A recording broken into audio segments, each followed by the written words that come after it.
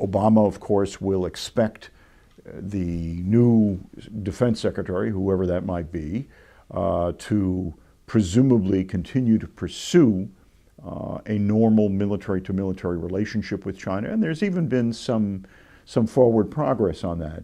It's been a much more active relationship over the past year or more. Even as the tensions have increased with various neighboring states, there seems to be more of an effort to keep those channels open. But that said, there's been an enormous turnover in the military leadership as well in China. But the military leadership in China will take its cues from the party. So does the U.S.-China military relationship become elevated on the bilateral agenda? That's a fair question. And I'm not sure how. It would really depend, I think, a lot on whether or not we can see manifestations of tension of one kind or another.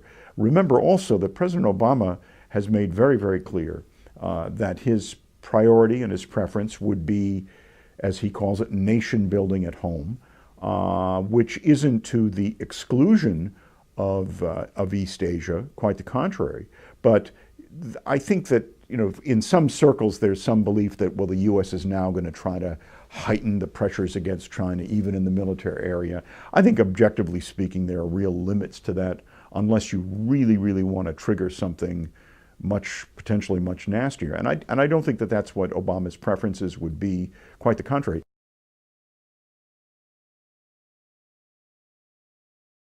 China's a major power. And if you had this gap between the overall economic capacities of China and its, if you will, its strategic ambitions, I don't see that anyone should be surprised about this, really. So, as always, there's the question of what do you do with the power that you have? If you acquire more power and more capabilities, does that make you tend to be more demanding, more assertive towards neighbors?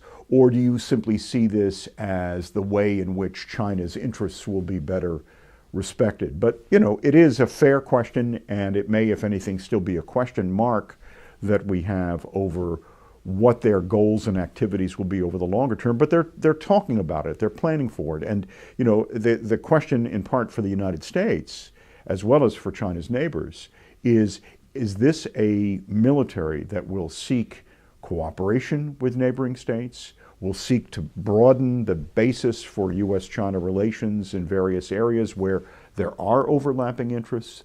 Or is this going to be something that triggers more of a possibility of an accelerated strategic competition?